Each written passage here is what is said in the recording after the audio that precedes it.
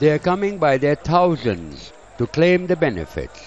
But it is a grueling wait under a scorching sun, and you can see the people as far as the eye can see. These are mountain people, under duress and not accustomed to the summer heat of the plains. The elderly and the invalid have a rare privilege and are allowed to walk unhindered, but many have travelled long distances, and some on their beds, carried by their relatives to claim the money.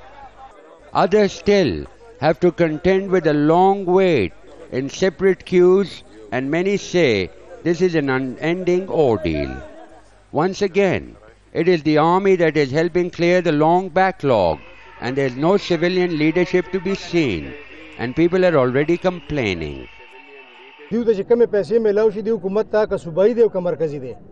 We have been hijacked by the provincial and central government. At the same time, we have got coward elected members from Swat that they have never visited the IDP's camp to see their people, what problems they are facing. Since the distribution means that the internally displaced people get the cash directly, people say their leaders are not interested because there is no money in it for them. Local roadside vendors too find an opportunity to help people quench their thirst while others sell rice. There is no time to leave the line, and many are forced to spend their nights here. The queues are endless, stretching up to a kilometer in certain places.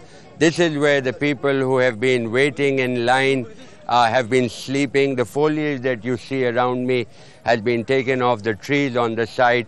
That is used for bedding and for people to be waiting here.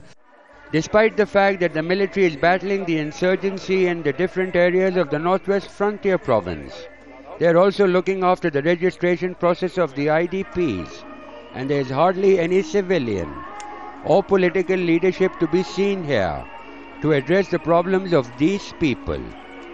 The military officer in charge of the security explains how this process works. These people are being provided with the ATM cards. They go to different ATM machines.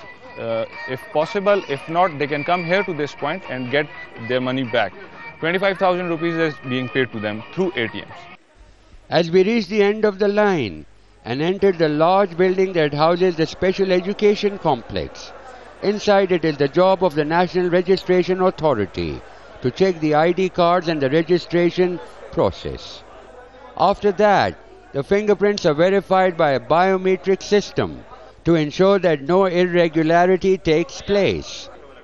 In the end, each head of the family gets an ATM card which can be encashed within 48 hours and without the need for a middleman to make it more transparent. Ongoing assistance and compensation for damage or destruction to property will also be settled at a later stage through the same ATM cards. The people of Swat who have already endured the agony of displacement may still have to contend with more hardships before they can realize their dream of returning back to their homes. Kamal Haider, Al Jazeera, Mardan.